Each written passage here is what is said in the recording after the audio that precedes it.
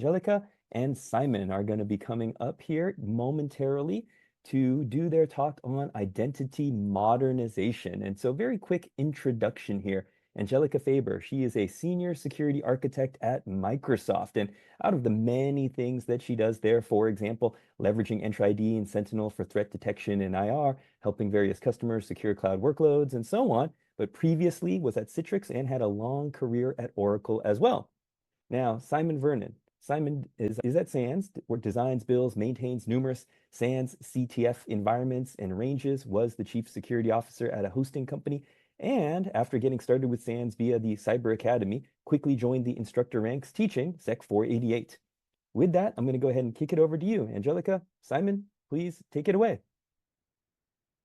Hello, welcome. Thank you for the lovely introduction there, Frank. It's always a pleasure to come and join these kind of conversations and produce some useful information that's relevant and right up to that date, and and it brings in so much interest. As Frank said, my name is Simon Vernon. I work for SANS. I head up the R&D inside EMEA, build lots of ranges, CTFs, and teach 488 and 549 more recently. Also get the pleasure of working with the CounterHack team to create CTFs. One of the things that we're doing at the moment is creating CTF around identity, which is what we're going to discuss today. So our topic of identity moderation, but before we get started, I will let my partner in crime, who I've been working with over the past 3 months, introduce herself. Yes, thanks, Simon. I'm Angelica Faber. I'm a security architect at Microsoft. I work with the Microsoft Security Enterprise Services team. That's basically the consulting arm that focuses on making sure that organizations are secure. And one of the big things that we focus on is identity modernization, which is our topic today. Identity as a whole is really near and dear to my heart. It has been for many years. For people that know me, they know that for many years I've been working on identity. It is also something that our team spends a lot of time on, helping our customers navigate that tricky identity management. So I'm super excited to be here with Simon and with all of you and to share some insights, hopefully give you some useful takeaways that you can apply also to your own work. Excellent. Okay, so I'll move on our slide. So we've just been listening to Brandon and Anton, and they've made some amazingly good points, particularly around identity, which is what we're really going to focus on today during our next 45 minutes or so. We keep seeing sort of problems come across, and the problems that we see from organizations, regardless of whether or not they're an SME or if they're a brand new startup, if they're a vast enterprise, is identity. And so for the next 45 minutes, we're really going to take a dive into what Microsoft are producing and what capabilities and what resources they have in order to make identity work for us. And this is an issue because identity is the forefront of everything that we do in the cloud. Exactly as we've seen in our first session today, that it keeps cropping up, is that everything that we do in the cloud comes back down to identity. The primary reason for that, well, everything is basically public. We're hosting, we're storing things in the cloud. Everything is being presented to the world from that service, and the only control we have over that, our new perimeter for all of the things that we're putting there, is identity. So we're going to look at some of the challenges that organizations have. We're going to look at some customer stories of organizations that we've been dealing with, both myself and Angelica, about whereabouts in their journey they are in relation to identity and what their sort of next steps could or should be.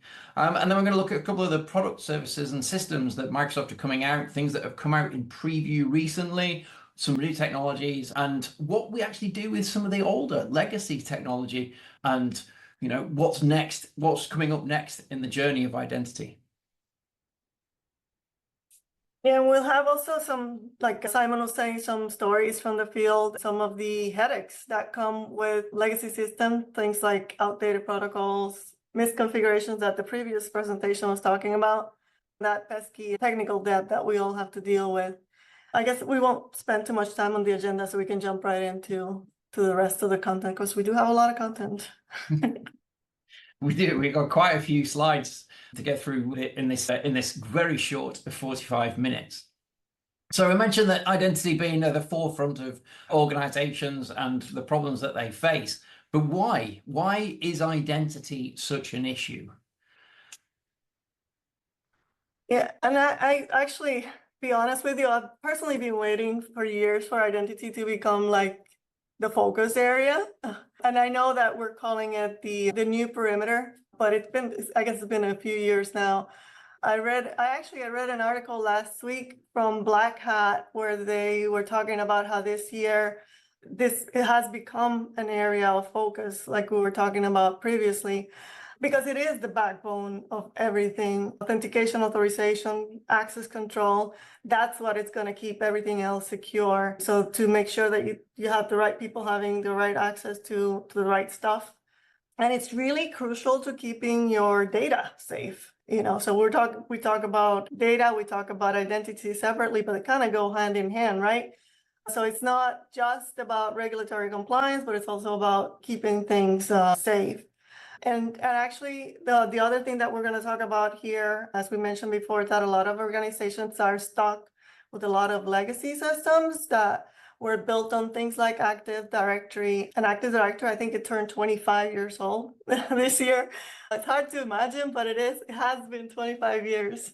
So, and so for organizations that are still dealing with Active Directory and trying to modernize things, there are some challenges that come along with that. So we're going to talk about some of those things as we go along. I cannot believe Active Directory is 25 years old. It's just made, I think that's just aged me about another 5 years just in this sort of 5 minutes of this session. I distinctly remember one of the first major critical failures of any identity system was actually was an NT4 server that I had to recover. And, when Active Directory came along and it had like the integrated services, and it was just amazing. It made life so much easier and so much simpler. But we are so far beyond that point now, and I still meet up with companies who are still talking about legacy technology as something that they're actually, they're wanting to acquire, or they're in the process of implementing at somewhere along the line of their services. And it's just insane that it's been around for so long. I mean, zero trust has been around for quite a long time now as well, but I've never seen an organization who've 100% accomplished zero trust, as in, yeah, job done, we have everything in here. Because it just doesn't work like that. It's more of a theory. But we're going to talk about how we can utilize some of the strengths of zero trust and how the implementation can actually make our lives a lot easier, particularly when it comes down to things like Microsoft Identity, Entra ID, and all of the additional services that go with it. The problem is we still see an awful lot of organizations who are entirely reliant on Active Directory. I've been dealing with one actually in the past 3-4 months. I run a small consultancy practice, and I'm very, very particular about the organizations that I work with because I don't have a massive amount of time. SANS, funnily enough, keeps me very busy. But this organization have just gone through the process of having an app developed for them, and it doesn't support single sign-on. Now, the problem that they have is that they want to integrate sort of single sign-on, zero trust. They've heard a lot about these terms and these services that are available, and yet they've had this application built where they've gone down the route of not including single sign-on services. They're now talking about building out a federation service, linking it to their internal Active Directory in order to then go forwards. And I've been repeating that this is not a forward movement. This is a step backwards. They are really going in the wrong direction. But this is what we see. And from the conversations I had with Angelica over the past 3, this organization is not alone. No, and actually, I was telling Simon that I am surprised that a new company that has the ability to go straight to cloud still is relying on old technology like Active Directory. Because what we see a lot, our team does work mostly with strategic customers, so they're very large organizations that we work with. And so what we find is that a lot of these companies have Active Directory because they inherited it, because it's been there for years. And so there's a lot of applications that are still dependent on it. But any opportunity to move to a modern authentication should be taken. Well, what we find a lot is probably the case of the organization that you're working with, Simon. It might be that just lack of information, lack of guidance, maybe, to make to know what is available and what you can do and what you should do as well. And I think there's Active Directory sometimes, and I'm probably gonna get some pushback on this, but I think sometimes I find that organizations have this, what I call baggage, having applications that are still dependent upon these legacy protocols. But sometimes they're attached to that. It's like, because it's what they know, it's what they feel comfortable with. But it's just, sometimes it's a matter of opening the eyes of the people that are managing the systems to explain to them, there are better ways to do it that are not complex, or it's actually, in fact, probably a lot less complex than what you're dealing with right now. So if you're able to manage Active Directory, you can evolve and then hopefully work with those application owners to be able to incorporate modern authentication protocols. So, and I understand in some cases you just, let's be realistic, right? Sometimes you just can't modernize some of those applications. So there's got to be a way to bring the protections that are provided by these modern authentication systems into those legacy systems that are just stuck there for very valid reasons. And we'll talk about that a little bit later. How do you do that? How do you get to that point? I don't know, maybe we need to move on to some of the other slides. Yeah, good. Yeah, so this brings us really nicely into actually, the challenges that organizations face, because it's really quite simple to approach a company who are having problems like this and simply say, you need to upgrade, you need to move away from an Active Directory service, you need to move into a directory service that's cloud-based, that doesn't have this baggage that comes with it. And unfortunately, as you mentioned, technical debt, the support of legacy products and requirements means that this is not always a simple journey. I used to, as Frank mentioned when on the introduction, I worked with a data center organization who were basically a springboard for companies who were moving into public cloud but weren't ready for it yet. And they essentially provided them with kind of like a mid-cloud platform that allowed them to both collaborate with their consultants and their integrators in order to get organizations into a public cloud infrastructure. And I worked with a lot of councils and things like that, and we looked at and reviewed a lot of the security controls of how these organizations were moving into the cloud. And at every time we got into the same situation when it came to identity, which was deploying into cloud is really complex. You have to move lots of things at once. There's a reliance on this legacy application that sits behind it. We don't necessarily have the people here who can design these security systems and who can architect these kinds of platforms. And there's the whole, well, actually, how do we deal with data that's sensitive when we put it into the public cloud if we haven't already solved our identity problem? And so the whole thing becomes this horrible circle of nastiness that there isn't a direct pathway from that into something that's more secure and better architected. So the challenges are very real. They vary massively depending on the kind of organization you are dealing with as well. Now, I've got a lot more experience with smaller organizations. Angelica works with much larger enterprises, and so their difficulties are similar, but I'll let you explain the differences. Yeah, and actually, I think in our case, like I was saying before, there's a lot of things that are inherited by the people that are maintaining the system. They might not have even been the ones that set them up, and yet they're still maintaining them. So if they had the opportunity to set them up initially, they would have done it completely different, knowing what they know. But sometimes you just have to, deal with what you were inherited and then go from there. And it also, I think, and we mentioned in this slide here that deploying cloud solutions can be complex, like Simon, you were explaining as well. Also, so if the technology isn't fully understood, it can lead to some pretty poor decisions. And sometimes that leads to insecure implementation. So what our team finds sometimes when we go in there is that not only do we have to look at whatever legacy authentication systems you have in there, but we also have to look at your Entra setup. Because, again, even if the setups are done perfectly, there's also a lot of configuration that is in there, a lot of applications or service principals that have been created and have a ton of permissions that have been assigned to them.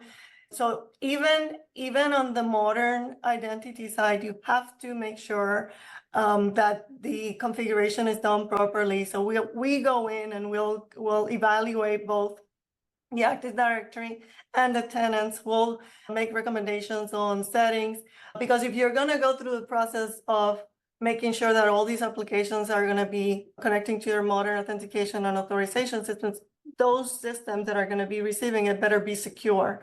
It better be in a condition that it's ready to support all of the systems.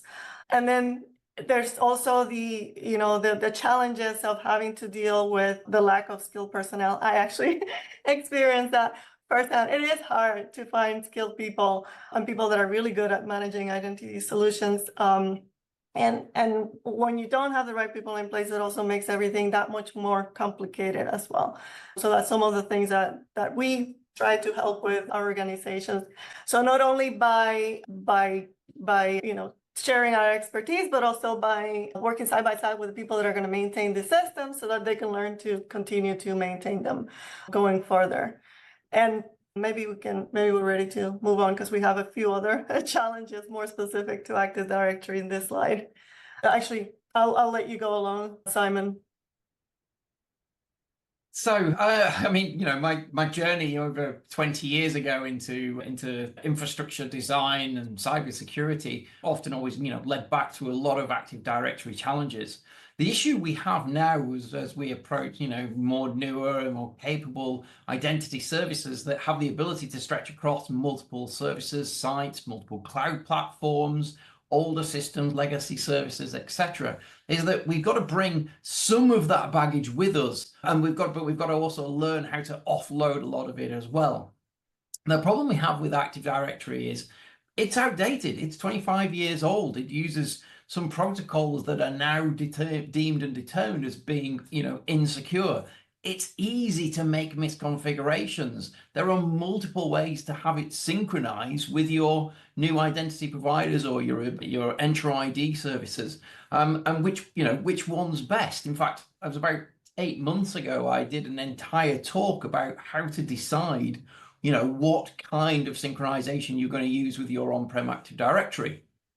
Now, and only 8 months later down the line, I'm looking at this from the perspective of a consultant and saying, well, actually, how do we get rid of your Active Directory? Microsoft clearly don't want you to have one anymore. They don't want you to have your own Exchange. They don't want to have your own SharePoint, your own SQL servers. No, they want this product to be offloaded. They want this out and into the cloud environments. Unfortunately, to do that, we've got to get rid of that technical debt as well. But knowing what you can and can't bring with you is fundamentally important, which is why you need the right people to help you make the design decisions about how you adopt. So the Entra ID or dedicated Entra ID services, rather than utilizing these on-prem and in-cloud hybrid models. Really, how we start looking at things like zero trust and zero trust network access. We're changing the approach to identity to include things like, authentication without or with verification, and no trusted objects as such, which is really a fundamental part of what Active Directory was. Yeah, and actually, you were talking about the misconfigurations. I've seen or tiny little misconfiguration can cause enormous problems. So when you're trying to modernize, especially when you're trying to modernize your IDT systems, it really can, a small misconfiguration can mean, a very significant security risk. So paying attention to those, having one of the last things we have in here are assessments.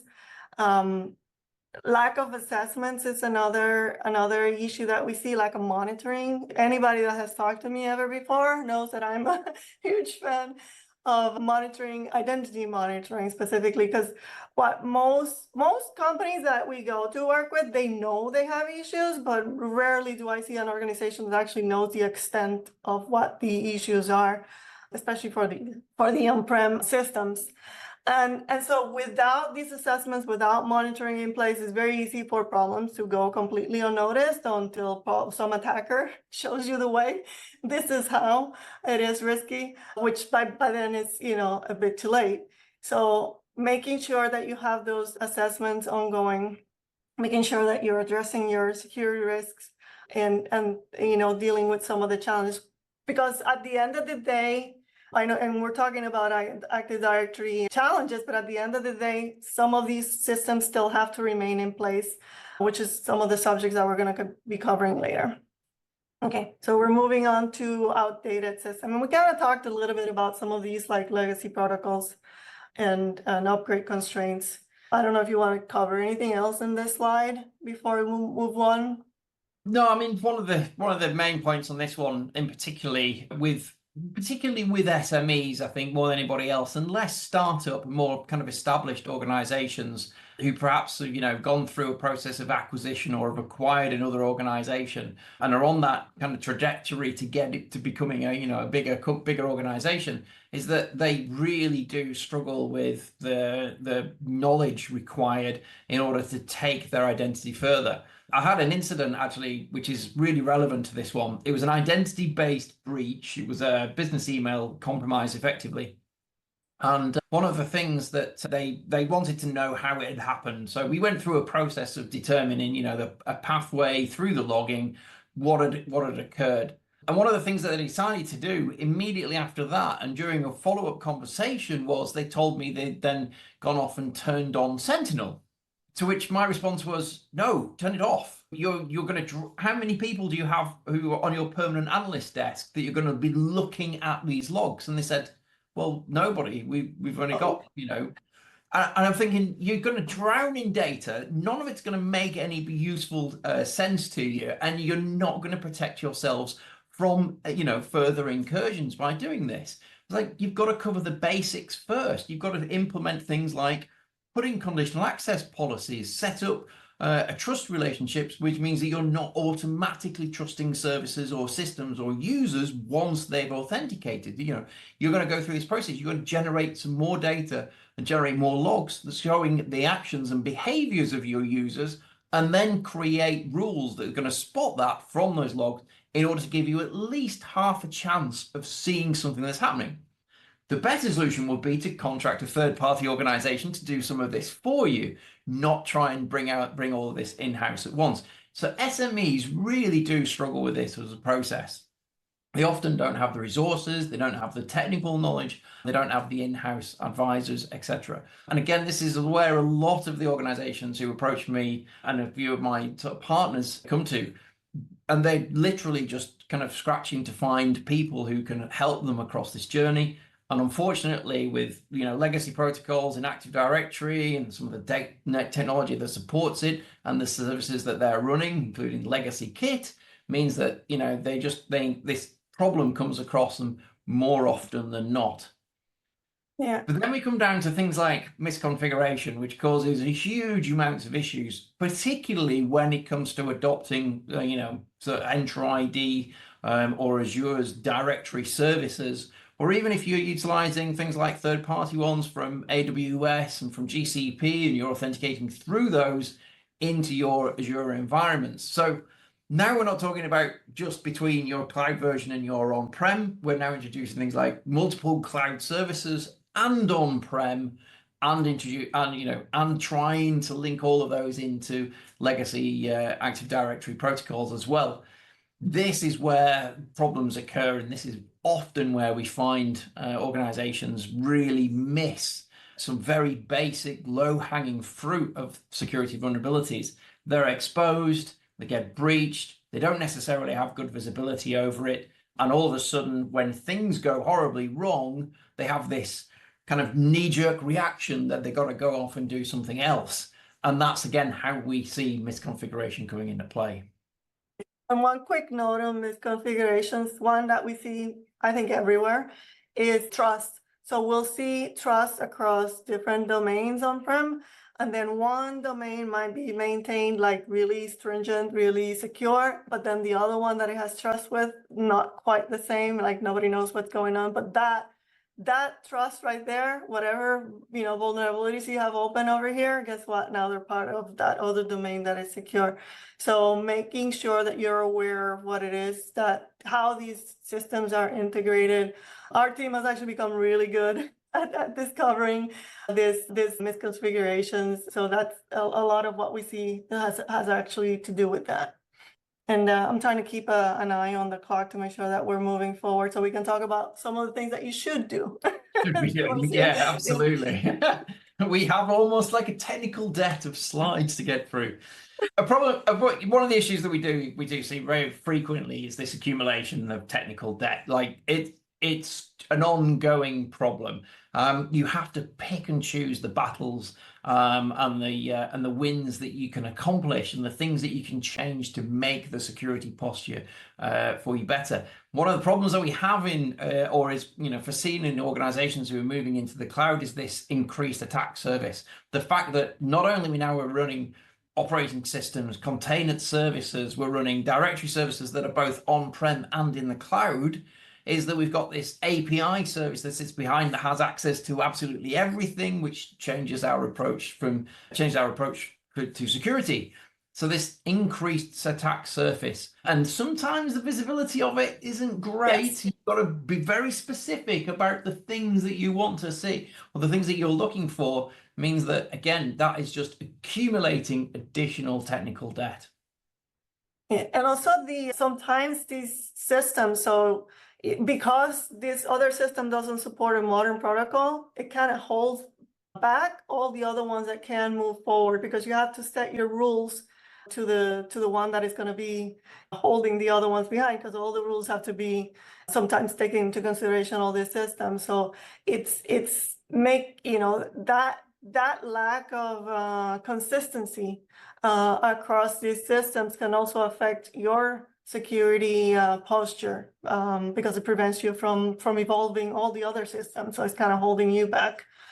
We see a lot of that going on, and actually that's why I'm so excited about some of the new Entra ID solutions that allow you to expand to cover even legacy systems that can't be touched, because nobody knows how it's actually working. So those are some of the things that I think are going to make a huge difference for some of these larger organizations that we work with all the time. And one of the things that I've come across on a couple of occasions and recently as well is the challenges in consolidation. And organizations have looked at the approach of utilizing a cloud-based identity provider, maybe even going outside of the big three ecosystems and utilizing third-party things like 1Password or Okta, essentially. And then they see in the press that, these recent incidents that have happened and the breaches, and they don't necessarily tie that to user behavior or misconfiguration. They tie it directly to the platform or the brand that they're considering. Again, which is another massive problem. It just creates more issues as organizations approach these challenges. And along those lines, actually, there was, I think it was about a year ago, I can't remember, but there was a whole lot of talk about like MFA bypass and MFA spamming. And I had a whole presentation that was just dedicated to explaining the various different flavors of MFA, from the least safe one to the phishing resistant one, and then going to explain the reasons why it was phishing resistant. So to make sure that people understood that when you see the headline of MFA bypass, it does affect some of them, but doesn't affect all of them. There are options that you can have. So I agree with you. They associate it with the cloud solution, but not with the actual how you have it set up, how you have it configured. Yeah, the negative connotation gets bandied around quite a lot. And an MFA bypass could be, well, someone stole a mobile phone number through a cell company phishing scam. Anything as simple as that, and it's still classed as an MFA bypass. Yep. So what we've got for you now is actually kind of three customer stories, effectively, about some organisations who we've either had engagements with, or we've been doing some consulting work over the past 8 to 12 months. And we've determined that there's around three main phases or states that organisations find themselves in. This first one being the locked-in state. They've got an organization with very rigid identity systems. They're inflexible. They're not doing as many updates as they'd like to. They've got security threats that are numerous and coming in. They may be dealing with third-party SOC as a service, for example. And they're looking to, modernize their entire AD infrastructure. I'll hand this over to you, Angelica. So you mentioned one earlier today, and I was like, this is definitely the one we want to talk about this morning. We see this a lot. So to be clear, we see this a lot, which is sad. But this is what I locked in. I associate this with the ones that have the baggage, but they're also attached to their baggage. And actually, my previous boss used to say, don't boil the ocean. That's how you go about dealing with some of these organizations, because it's really nearly impossible to, in some cases, with the amount of legacy infrastructure that you have to deal with, to be able to move it all at the same time, right? So what we do when we come in here, we'll gradually replace parts of the old system with something more flexible, more modern, more secure, so that they can evolve over time. You start migrating some of the legacy authentication, like if they have ADFS, move on to Entra ID. There's actually like a really nice wizard that is available to allow you to do that. We start by implementing phishing resistant. I was talking about the bypass MFA, implementing phishing resistant authentication wherever possible, like starting with your privileged users, and then you go from there, and adopting that hybrid approach. And there's a lot more things that you can do. Another one that comes to mind is with provisioning. You can start to evolve to a provisioning to a cloud first approach. And I know it takes a while to get there, but if you have the end in mind, it allows you to make decisions, the right decisions, to be able to get to what that end state is trying to achieve too. And maybe we can start talking a little bit about our second one, because it's kind of similar, our second user story.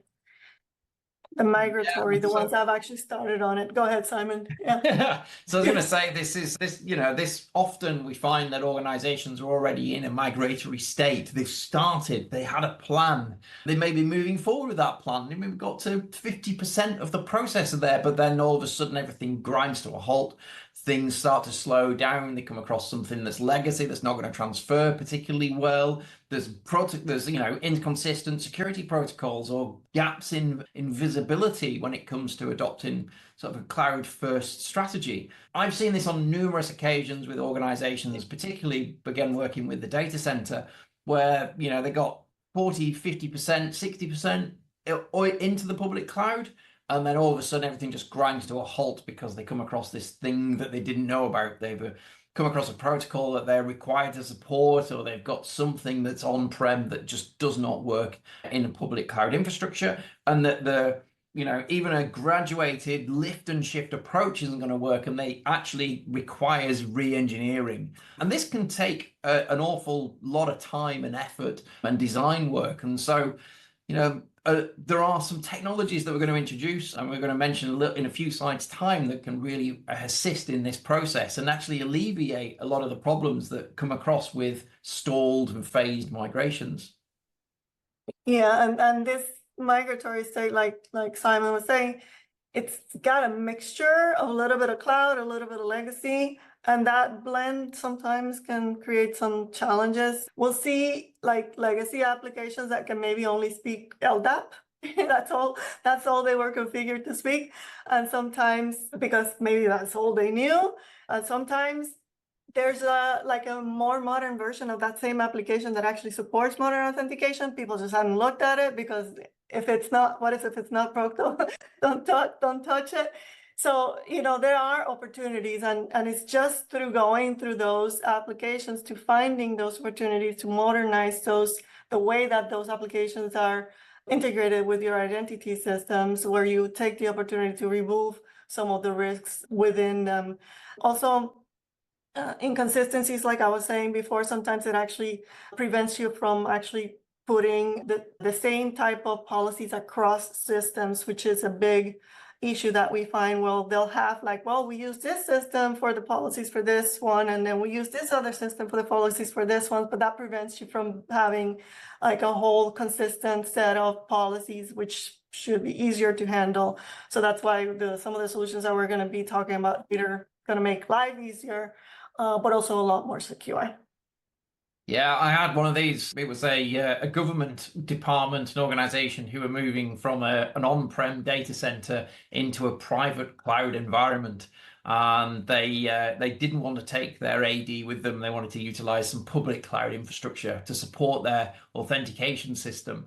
Unfortunately, the project stalled. They came across some technical issues, which was actually an application that required Microsoft Federation services to work. It was a single sign-on service requiring SAML, and they basically cornered themselves.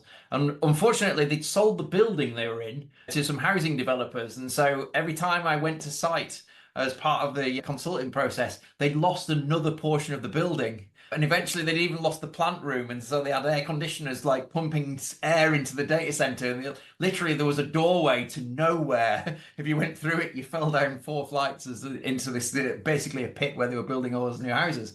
But yeah, this is how, this is the pressure that some organizations find themselves under. Whereas there is one other state that we come across as well, the outsourced state.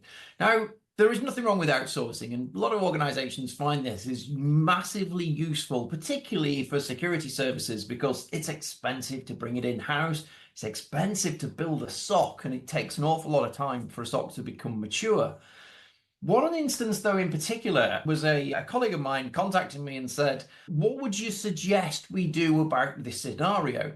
And essentially, it was a startup company that built a lab in an on-prem environment, and they were utilizing a third-party open lightweight directory access protocol service as their authentication system. And he said, we want to expand beyond the realms of this. What do we do? And my first question to him was, well, why did you choose that particular service in the first place? And his answer will go to my grave with me, which was, well, basically, it's just what we've always done. We used it in another part of the organization. And so these flawed decision processes that had been happening and that had been decided upon by somebody else who has subsequently left the organization had this legacy and this effect that just went forward with every decision that they made. Now, I've had some recent conversations with them, and I tried not to get involved in it. I just gave him a little bit of advice. But one of the issues that we seem to come across fairly regularly is this, they get some advice gets given at some point, it's not necessarily the right one, and then it becomes the thing. And this is like now an issue before them and for this organization, because they are reliant on this third-party platform and service that's behaving like an Active Directory, but actually isn't. It's just an LDAP as a service. This is a bit of a strange scenario because most startups have the ability to be very flexible and dynamic, but some of these early decisions, it's best to get good advice on that. And actually, I was surprised to hear, especially when you have a startup where you can actually go straight to the best, without having to deal with all these legacy stuff and, missed opportunity there. The other thing that I would say about any outsource, I spent a lot of my career working with MSSPs of all sorts. So my recommendation to anybody is to, make sure that you vet them. So that's one of the things that we have in here, vetting them and because they're not all going to have the same level of security implemented or the same level of, within their systems and the services that they provide. So I would say highly recommend vetting and continuous assessment. So it's not like just one, set it and forget it. Make sure that going in the future, you still continue to check in on them and making sure that they're still serving the purpose that you signed them up for. And that's just my 2 cents on this one, because I don't deal with a whole lot of this case scenario. Yeah, there's a pretty unique one with that one. But anyway, there's obviously some solutions that are out there that in order to facilitate and help organizations who are in either one of these 3 states, and you can almost fit every company who's got some sort of cloud strategy, regardless of whether or not it's minimal or if they're cloud first. It doesn't matter. They're always in one of those three states. And there are some technologies and some capabilities that we're going to talk about now that are produced by Microsoft and the Azure environments. That they're going to help you get through some of these difficulties. We hear a lot about. Oh, sorry. Go on. I'll let you go for this. No, I mean, I'll talk all day about this. If you know me, I'll talk all day about these. I'm super excited about this one. Most people that I work with are already familiar with conditional access, but I'm just going to give like a super fast overview of how it works. It's basically about making decisions on certain signals. So it follows simple if then else kind of logic. So if a condition is met, then a certain action is taken, and if not, then something else happens. That's how conditional access in a gist works. And the signals are fed into these decisions so that things like identity, the role, the device they're using, the location. So then it's processed in real time to evaluate, and it uses all sorts of bells and whistles, including machine learning, to make decisions to decide whether it's going to allow the access or whether it's going to require additional steps, like maybe another MFA factor, or it's going to block the access, or it's going to restrict the access. Like you get some of it, but not all of it. But what's exciting is that we can now expand conditional access to any application with some of the services that we recently introduced at Microsoft. So it's a big deal. It's a big deal to us, but it's also a big deal to our customers and to any organization that is using conditional access. I'm assuming, Simon, that you work with corporations that use conditional access for their authentication. Yeah, almost every organization I do any sort of work with outside of SANS, it's one of the conditions I actually enforce or say, you have to have this in place. It's not good enough just to turn on security defaults in Azure. You've got to be utilizing things like conditional access. And the fact that you can now extend this on to legacy applications as well as things like even proxy services. I spent only 6-7 months working with a developer once to create a product suite that basically checked your level of privilege before determining whether or not you're going to be allowed out onto the internet. And this is something you can do in literally 3 rules in conditional access. So, there's a lot of the solutions that organizations will come across, or problems that they'll come across, that can actually be solved by some of these services. Now, it doesn't stop there. We can go a lot further with this as well. And we can actually start taking out and removing not just identity-based legacy services as well, but also network communication-based legacy. Essentially, what I'm talking about is getting rid of virtual private networks. Whoa, this is going to create some tension. At least I get a couple of comments anyway. I am a massive proponent and a fan of virtual private networking. They're being able to secure communications over private encrypted channels is super valuable when it comes to security, but not everything supports it. And so utilizing things like identity services in the cloud plus conditional access policies means that sometimes we get to the point where, well, actually some of the VPN services that we're going to be utilizing might not be sufficient anymore, but we have the ability to mitigate that. And this is where we're bringing things like identity-centric SSE solutions as zero trust network access policies. I will let Angelica explain. Yeah, and I love that you mentioned that it's identity-centric, because that is a biggest difference. So it's built on the principles of zero trust, which you'll hear us talk about, and they're actually noted here. But that verify explicitly, use least privilege, assume breach. So what it does is it's gonna verify each identity using risk-based context to ensure that users only get access to the applications, the resources, the destinations that they actually need to get access to. But it's a big difference from the VPN that Simon was talking about, because the VPN, once you're in, everything, it's the same level, right? But you don't have the same requirements for each of the applications, right? So what we see is customers have all sorts of there's some high value assets that need stringent controls. And then there's what I always refer to as the party planning app that maybe doesn't need as stringent controls as an HR system, for example, will need access to it. So even though a VPN served the purpose a while back. Now you need granularity. You need to be able to do that.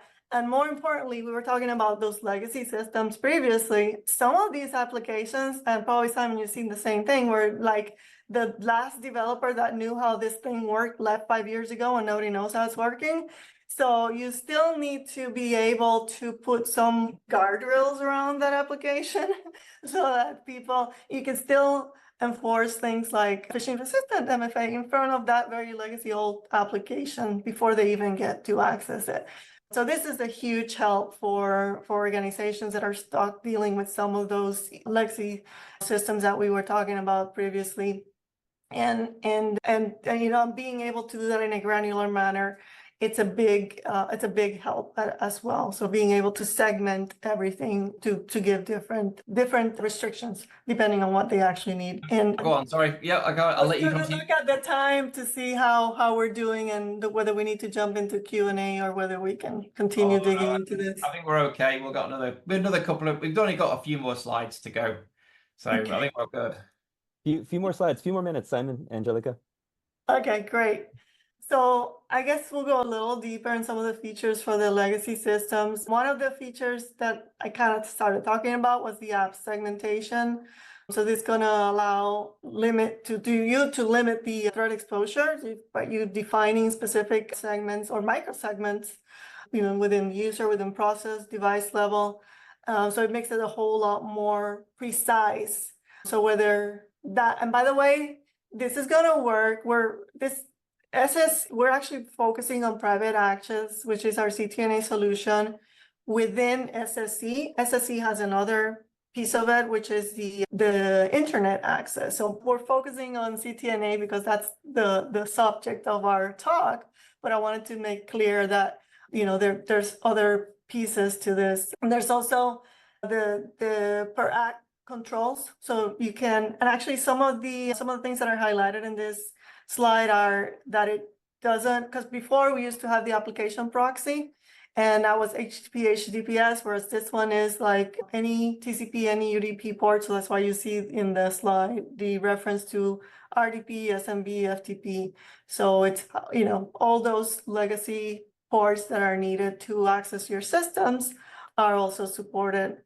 And the last big feature that I'm going to mention here, but I'm super excited, but it is mentioned in the slide, is the continuous access evaluation. That's a feature within Entra that basically evaluates all those signals that we were talking about previously throughout the session. So it's not just when you're logging in, but if in the middle of the session something changes. My standard example, if you heard me talk before, is about a person that is sitting here inside the company, but then they go across the street to Starbucks. Suddenly the source of the IP that they're connecting to changes. So changes in the middle of that session, would be reflected in the way that the system handles it. And, access might be blocked, things might be prevented. And think of all of that being available also to your legacy applications. That's a huge, huge step forward, I think. And now having the ability to provide, a user identity plus information from their endpoint device and the remote network that they're on, to be able to continuously evaluate that user session from that device, from that location, and communicate with legacy protocols such as SMB. Well, this changes everything, because this means that this problem that we had with the baggage, the legacy services that we're having to bring into the cloud environments, well, we don't necessarily need to move everything across at once. It makes our migratory process a whole lot easier. It also improves our security and the visibility of it, because now we're no longer relying on a multitude of different systems to generate that identity and access data. We're seeing it all from a single place, from a single source. So it just encompasses a lot of these different technologies, and the ability to do things like, the zero trust approach to cloud-centric identity means that we get visibility, accountability, and our authorization all in one place, plus the network communications controls that go through there as well. It's a remarkable switch that I think is possibly going to allow organizations who are already in the realms of utilizing things like CASBs in reverse proxy mode, you're effectively doing the same thing, but now you're utilizing an identity service to do a lot of that workload for you. Well, Makes on again that complex, makes on things less complex, etc. Yeah. on that positive note, hey, we are going to have to segue into break here to give people time before our next session. Simon, that was nicely summarized. Angelica, what is the last word from you before we break here? Actually, I'm just going to say thank you to Simon. It was great working with him the last few months. We wrote this paper together. We've had a lot of fun. And thank you to SANS for having me. Angelica, Simon, thank you so much. There were a lot of questions, and we'll try to get to them on the panel that you're on later, Angelica. Perfect. All right. All right, Thank you all. everybody, virtual round of applause for Angelica and Simon. We are going to take a short break for just over 5 minutes here and come back at the top of the hour for the next talk. Thank you guys so much. Appreciate you sharing all that knowledge. Thanks. Let's go ahead and get to our next session here.